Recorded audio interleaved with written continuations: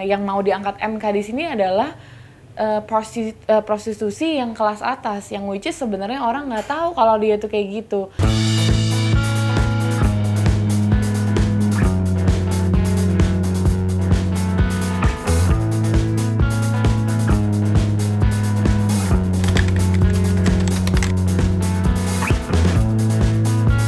Kira-kira kayaknya 10 tahun yang lalu. 10 tahun yang lalu itu aku awal mula karirnya itu DJ kali ya. Sebenarnya juga nge-DJ itu nggak ada maksud mau jadi DJ. Cuman awalnya itu aku sempet jadi gitaris band waktu sekolah gitu. Ceritanya jadi gitaris, terus udah gitu diajarin sama temen nggak sengaja, sini gue ajarin lo nge-DJ deh, soalnya DJ cewek masih nggak ada nih, baru dikit banget waktu itu, masih kayak 2-3 orang doang gitu, belum kayak sekarang. Nah terus udah gitu main masih berantakan banget, terus abis itu karena nggak ada DJ cewek, maksudnya masih jarang, terus jadinya dipanggil lagi, akhirnya otodidak dari situ.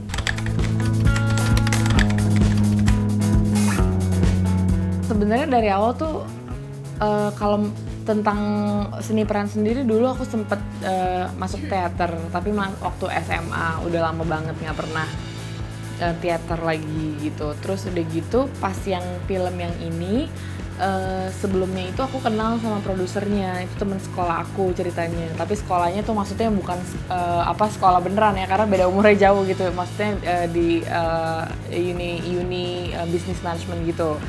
Nah terus udah gitu dia sebelumnya bikin film Cinta Selamanya, namanya Susanti Dewi, produser dari The Mist Production. Sebelumnya dia bikin Cinta Selamanya yang main Rio Dewanto kalau nggak salah, sama Atika Hasloan ya. Nah itu terus aku disuruh jadi cameo aja untuk nge-DJ karena ada shot untuk ya DJ-nya itu sebentar.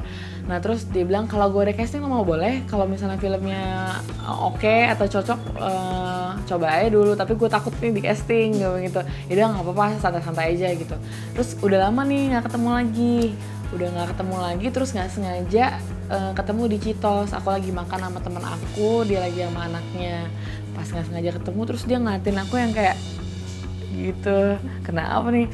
Bo, nanti kalau ada casting gue lagi mau garap film baru, ntar lo ikutan ya gitu. Oh ya, dan ntar teleponan aja gitu. Akhirnya dia telepon lah gitu. Nah tapi karena aku emang kayaknya nggak niat gitu, maksudnya emang kayaknya aku kalau di casting nggak pernah rencana, terus aku kalau di casting tuh selalu nggak bagus aja, kalau di judge tuh pasti nggak bagus. Nah itu nggak usah deh, pokoknya aku bail terus gitu, batalin terus gitu, sampai reschedule beberapa kali gitu. Awalnya akhirnya karena temen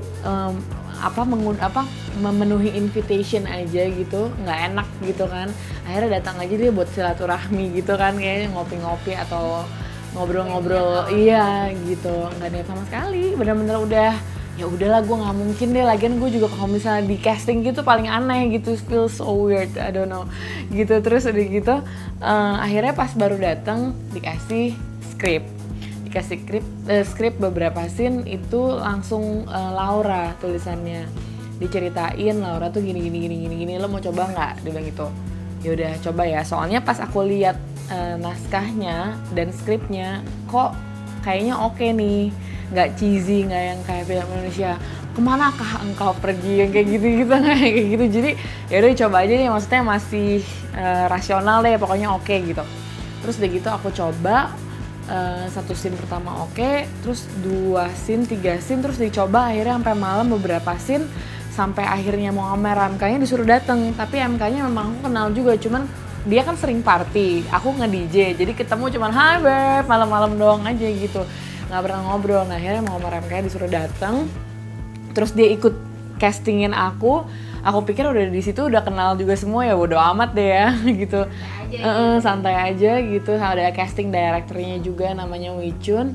Terus udah gitu akhirnya ya udah abis itu pulang ngobrol-ngobrol aja gitu. Terus udah gitu ya udah aku nggak kepikiran sama sekali. Udah gitu aku sempet nih nge-path, aku mau diving ceritanya. Terus tiba-tiba Santi nelfon, Bo lu jangan bikin acara-acara aneh-aneh dulu ya, soalnya lu lock nih jadi Laura. Bener loh. Iya itu terus ngapain? Aku nggak ngerti.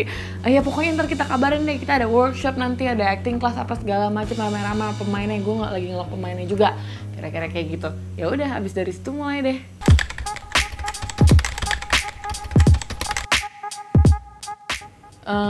Gini, Sebenarnya awalnya pas tahu judulnya juga aku takut karena aku udah nge-DJ, terus udah gitu nggak bisa dipungkirin kalau sekarang DJ cewek itu banyak banget dan aneh-aneh gitu ya, aneh-aneh gitu yang tiba-tiba oh DJ ini terkenal di luar kota apa di mana di TV banyak banget, hah siapa gue nggak tahu, tiba-tiba ketangkap atau siapa gitu kan, ada yang nanya juga kan, maksudnya lo kenal nggak DJ ini ketangkap. Kalau orang awam kan yang nggak berkelut di dunia malam kan dia nggak tahu yang mana beneran DJ yang mana nggak, pokoknya belakangnya DJ aja kayaknya udah satu profesi gitu kan, sementara kita aja nggak tahu dia siapa gitu. Nah itu yang bikin aku jadi agak sedih ya sama dunia per-DJ-an sekarang, terus yang bikin jadi kayak atau orang tua atau temen-temen yang nggak ngerti itu dipikir DJ ya berantakan aja hidupnya gitu ya, pokoknya udah seks, alkohol, drugs, apa segala macam yang aneh-aneh gitu. Padahal kan sebenarnya DJ itu musisi, sama aja kayak penyanyi, cuman bedanya caranya dia explore the feelings of the music, iya instrumennya juga gitu. Jadi aku sempet kayaknya enggak sih, aku bilang kayaknya kalau Jakarta Undercover gue nggak mau deh, maksudnya kayaknya udah film pertama terus gue nge-DJ pula, terus image-nya gitu pula, terus yang sebelumnya kan udah pernah ada juga kayaknya gimana banget gitu, kayaknya gue nggak dulu deh, gue bilang kayak gitu, nanti aja kalau ada casting gitu. Enggak Bo, dia bilang gitu, ini beda, ini bakal lebih kuat di dramanya, dia bilang kayak gitu. Drama gimana? Iya drama kita bakal kuat, kita bakal ngungkap tentang drama lika-liku yang ada beneran di Jakarta, dari pertemanan, percintaan, terus udah gitu muka dua apa segala macam, dia bilang kayak gitu. Oh gitu, oke. Terus udah gitu akhirnya aku lihat skripnya, terus aku dikasih satu full skrip penuh, ternyata emang keren sih ceritanya. Dan aku ngelihat itu ceritanya yang memang udah diolah lama ya, maksudnya bukan yang sembarangan asal ditulis mau tayang gitu. Beberapa kan ada yang kayak gitu kan, kalau ini tuh iya kan, ngegalinya udah lama, karena itu kayaknya ngegalinya tuh beneran dalam dan berat dan memang ada otak di dalam situ, nggak yang cuman sembarangan orang juga yang nulis, yang mikirin juga orang yang beneran punya apa ya, punya passion di situ, yang bener numpahin di situ. Terus di gitu aku ngeliat kok keren gitu. Terus aku dulu juga pernah baca novelnya MK kan, memang ada beberapa yang disangkut pautin di situ, tapi bukan itu utamanya gitu. Jadi hal-hal yang ditulis MK itulah penggalan-penggalan yang which is yang mungkin yang berbau seks atau apapun itu cuman penggalan dari isi cerita film itu. Nah terus udah gitu, nah itu dia hampir nggak mau. Terus udah gitu proses reading apa segala macem. Terus udah gitu aku ngobrol sama nyokap kan. Terus udah gitu, mah aduh jangan deh, lu udah nge-DJ nih gini apa segala macam gitu. Iya ya, yaudah akhirnya aku bilang sama produsernya kayaknya nggak bisa deh gini. Akhirnya dia sampai yaudah sini gue ketemu nyokap lu deh. Akhirnya kita dinner. Aku produsernya tadinya Nugrosnya juga mau ikutan, tapi Nugrosnya pas lagi dari reading sama yang lain. Jadi aku Santi produsernya sama my mom dinner. Ngejelasin. Akhirnya tenang. Iya, akhirnya setuju gitu. Oke, kalau Laura sendiri itu dia tuh aslinya orang Manado. Terus orang tuanya dari orang tua ada sebenarnya. Tapi dia ke Jakarta ya biasa mau bosan kali ya tinggal di situ di kota kecil. Terus pas dia udah ke Jakarta, Laura ini beranjak dari model awalnya ceritanya. Modelnya udah oke sebenarnya, lumayan supermodel lah ibaratnya gitu. Cuman tiba-tiba bapaknya masuk penjara karena KPK. Ibunya itu sakit-sakitan sampai udah harus antara hidup dan mati. Nah adiknya butuh biaya sekolah. Jadi klise sih kayak gitu. Cuman memang itu sering kan di Jakarta tuh banyak yang ngerantau karena memang buat ngirim orang tua, bener nggak gitu kan. Nah terus nah ini udah bukan nilai yang kecil lagi gitu. Akhirnya si Laura ditawarin lah sama temennya yaitu Nikita Mirzani yang ada di situ untuk mau nggak lo kayak gitu-gitu. Tadinya nggak mau, cuman ini antara hidup dan mati orang tuanya nih. Ya udah deh akhirnya dijalanin aja. Ya udah akhirnya itu duit yang dia pakai buat ke situ. Jadi setiap Laura ngelakuin itu dia perang batin gitu. Jadi sebenarnya dia nggak mau dia sedih. Nah dia ketemu sama yang sosok dia nyaman, yaitu Pras yang jadi MK, itu Oka. Oka itu kan jadi MK di sana. Nah, yang which is sederhana, terus udah gitu humble, terus udah gitu ngobrolnya bisa apa aja. Nah akhirnya Laura jatuh cinta sama Oka gitu.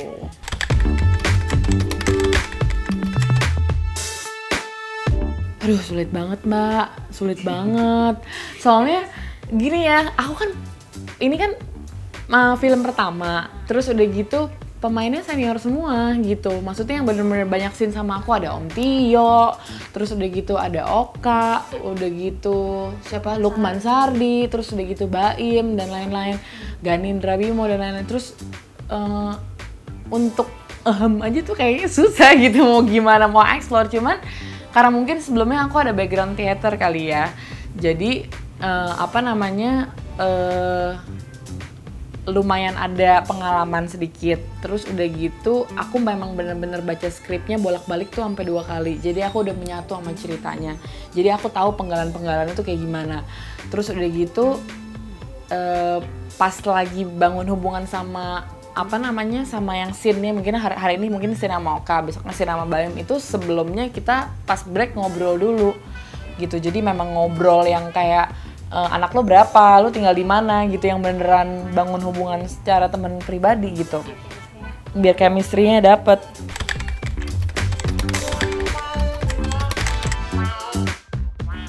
MK ya MK aja sih, jadi kayak dia cuek, bodo amat, lucu, ketawa-ketawa, orangnya ya lempeng-lempeng aja gitu. Maksudnya ada orang yang mungkin masuk ke dunia itu untuk menikmati yang aneh-aneh, kalau dia ya lempeng, ya that's what I see, that's what I tell you gitu. Udah gitu aja. Jadi kalau orang pikir, aku pertama waktu SMP atau SMA ya baca Undercover pertama, gue pikir nih orang bandel nih, cowok bandel nih, pasti yang udah beringasan apa segala macam kayak mafia. Taunya sederhana banget ya, dia kan juga dari pesantren kan. Jadi emang bener-bener apa yang dia tulis tuh apa yang dia lihat aja gitu, nggak ya kesehariannya juga gitu, ketawa-ketawa mulu aja.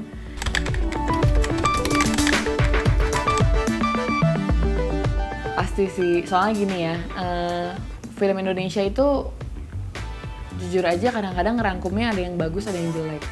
Mau film tentang apapun ya, nggak usah film tentang kayak gini aja tuh udah, maksudnya shot-shotnya kadang-kadang nggak bener, atau dialognya juga nggak nyambung, asal. Terus udah gitu dari scene ke scene bingungin gitu, kayak gitu-gitu kan.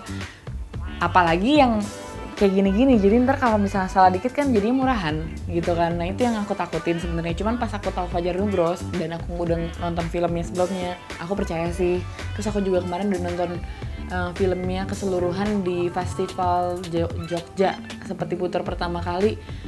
Itu oke sih. Nah aku sih udah deg-degan sebenarnya kayak gitu. Cuman pas keluar dari situ orang langsung excited ya. Aku nggak tahu ya. Jadi kayak ini lucu, kayak ada driver yang jemput kita ke Jogja, terus udah gitu aku sama Nikita barengan landingnya satu pesawat, jemput berdua. Aku cuma sama Nikita sama dia doang di mobil. Sepanjang jalan aku nggak diajak ngomong sama sekali. Yang diajak ngomong tuh ya kita terus, Mbak Nikita kenapa telat sih? Soalnya kita tuh udah ini loh, udah medianya udah nungguin apa segala macem. Sayang banget Mbak Nikita nggak join apa. Pokoknya aku bener-bener dicuekin, sama sekali nggak ditanya kayak gitu. Terus udah gitu pas nonton jadinya sebelah kiri aku Oka, sebelah kanan aku Bimo, kanannya baru Nikita. Nah dia tuh depan seberang aku, persis depan-depanan. Terus pas selesai film, abis tiba-tiba dia langsung balik badan. Matia selamat ya, keren banget gitu. Yang lainnya sampai nggak di itu. Baru dari situ dia baik banget sama kamu, sampai pulang diantar lagi tuh mau ajak ngomong mulu gitu. Jadi ya mungkin nggak tahu ya, mudah-mudahan orang yang ngerti positif gitu. Tapi memang pasti ya masyarakat Indonesia tahu lagi, apalagi sekarang lagi kayak gini gitu kan. Ya nggak bisa dibohongin ya, ada yang educated ada yang enggak. Cuman buat aku, target aku mungkin orang yang educated aja kali. Kalau yang enggak ya udah anggap aja hoax sampah yang nggak usah dipikirin juga. Dia mau apapun filmnya pasti juga ngomongnya juga akan berantakan gitu.